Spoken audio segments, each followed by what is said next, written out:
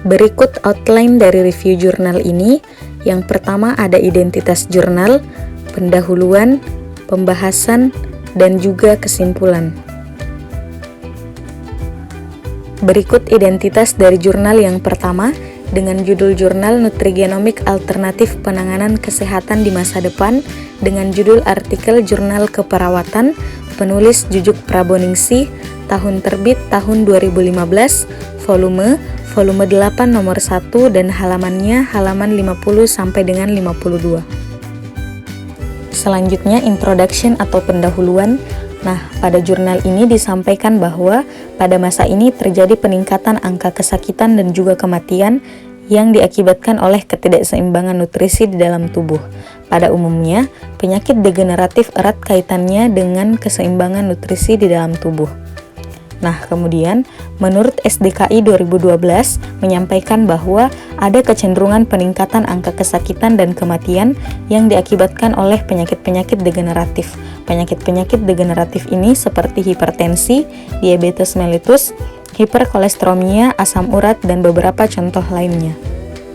Di dalam jurnal ini juga dijelaskan bahwa akhir-akhir ini ada banyak sekali penelitian yang dikembangkan yang dimana penelitian tersebut meneliti atau mengkaji terkait hubungan nutrisi dengan kondisi tubuh seseorang. Nah, kemudian hasil dari penelitian-penelitian tersebut tidak sedikit yang menyebutkan bahwa ternyata hubungan atau relasi nutrisi dengan kondisi tubuh seseorang sangatlah erat. Berdasarkan hasil-hasil dari penelitian tersebut yang dilanjutkan dengan proses publikasi, kemudian juga sosialisasi kepada masyarakat, sehingga pada masa ini masyarakat semakin meyakini bahwa melalui asupan konsumsi yang baik, mereka dapat memelihara kesehatan dan juga menghindarkan diri dari resiko menderita suatu penyakit.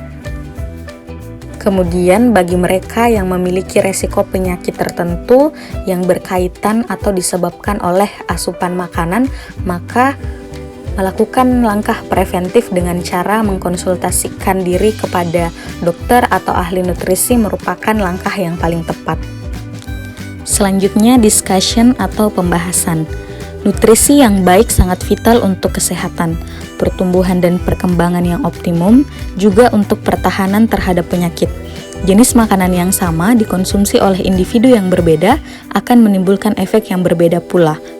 Pengontrolan jumlah bahan makanan yang dikonsumsi dipengaruhi oleh polimorfisme gen-gen yang mengekspresikan reseptor rasa atau sitokin yang berperan pada sarana komunikasi antar sel-sel pada sinyal perifer. Ekspresi suatu gen mengatur aktivitas fungsi metabolik biokimia secara individual. Oleh karenanya, komposisi genetik dan kebutuhan metabolik penting dalam menentukan diet yang dipilih untuk hasil yang optimum bagi setiap individu. Gen adalah materi genetik dari rangkaian DNA yang membawa sifat yang diwariskan dari orang tua ke anak keturunannya, baik pada organisme tingkat rendah maupun tinggi, kecuali beberapa virus yang memiliki materi genetik berupa molekul RNA.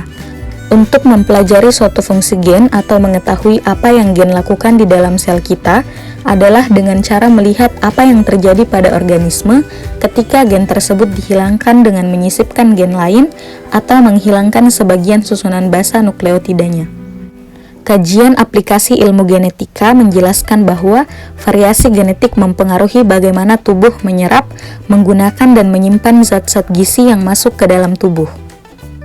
Di dalam jurnal ini juga dijelaskan bahwa nutrigenomik melibatkan teknologi yang beragam dalam mengupas program genetik yang berperan dalam sel dan jaringan yang dipengaruhi oleh diet. Nutrigenomik meliputi pembelajaran yang luas dengan dua tujuan utama. Tujuan yang pertama adalah untuk menganalisis karakter dari masing-masing individu. Tujuan yang kedua adalah untuk menggunakan informasi tersebut dalam pencegahan penyakit yang berhubungan dengan gaya hidup dengan efektivitas dari konsumsi dan komponen makanan. Yang terakhir, peningkatan pengetahuan tentang nutrisi berbasis gen melalui pemilihan diet dan gaya hidup diharapkan dapat mengubah kerentanan terhadap penyakit dan juga meningkatkan potensi kesehatan. Selanjutnya, conclusion atau kesimpulan. Dengan memperhatikan bahwa banyaknya penyakit yang terjadi yang dikarenakan oleh ketidakseimbangan nutrisi di dalam tubuh, sudah selayaknya kita bijak dalam memilih asupan konsumsi. Sebagai alternatif penanganan kesehatan di masa depan, nutrigenomik dengan efek negatif yang sangat kecil atau bahkan tidak ada menjadi penanganan kesehatan yang layak untuk dikembangkan. Berikut identitas dari jurnal yang kedua yang membahas terkait nutrigenetik. Selanjutnya, introduction atau pendahuluan. Berbagai teknologi omics semakin banyak digunakan dalam penelitian nutrisi dan menyediakan alat baru untuk memahami dan menguraikan proses biologis. Genetika berperan dalam era omics karena dapat memberikan informasi pelengkap bagi teknologi lain. Karakteristik genetik yang diwariskan seperti keberadaan alel varian pada lokus polimorfik yang mewakili karakteristik permanen dari seseorang.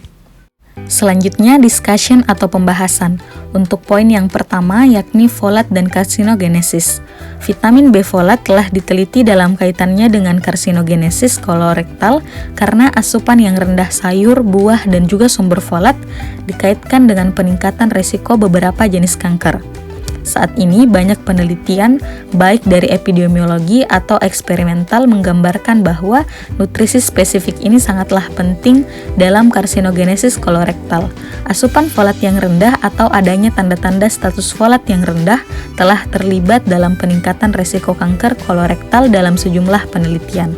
Namun, mekanisme biologis yang mendasari asosiasi ini masih belum didefinisikan dengan baik.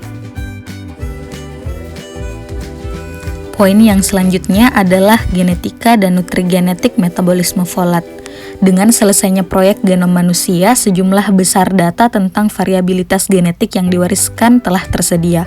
Informasi genetik ini dapat digunakan dalam studi epidemiologi molekuler untuk memberikan informasi tentang berbagai aspek metabolisme folat.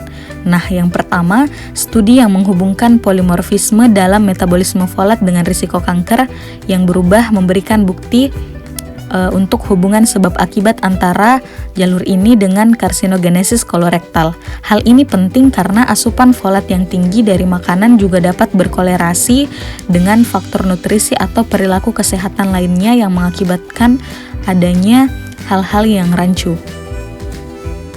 Bagaimanapun, karakteristik genetik biasanya mengikuti aturan pengacakan Mendelian, dan dengan demikian, a priori tidak ada hubungan dengan genotip dan asupan makanan atau perilaku kesehatan yang diharapkan.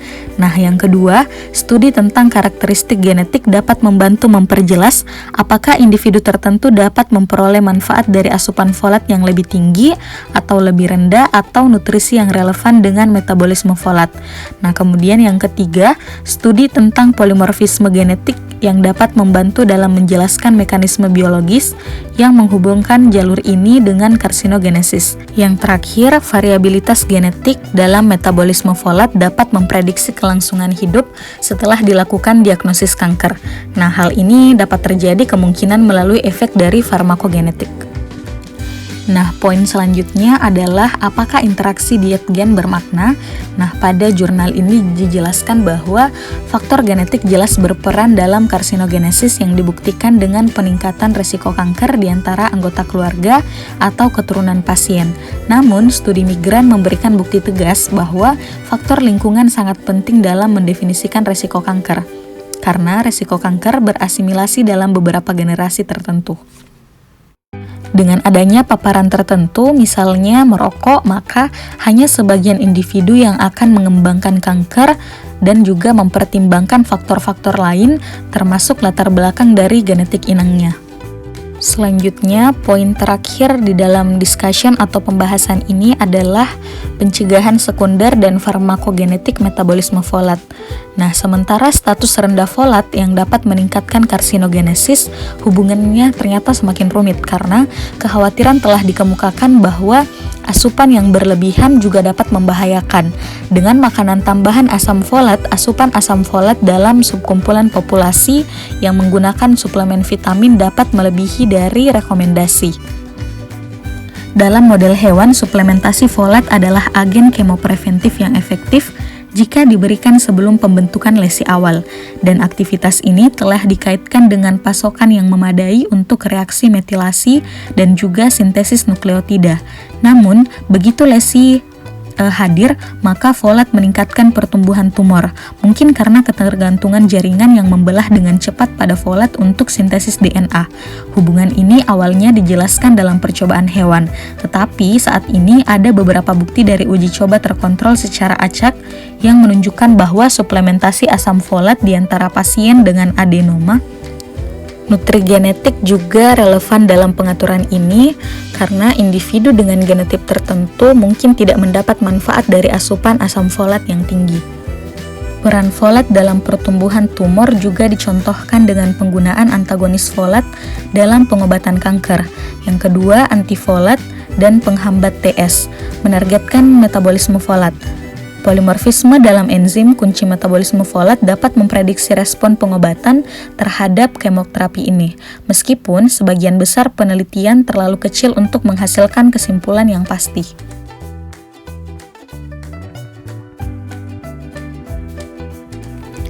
Nah, yang terakhir adalah conclusion atau kesimpulan.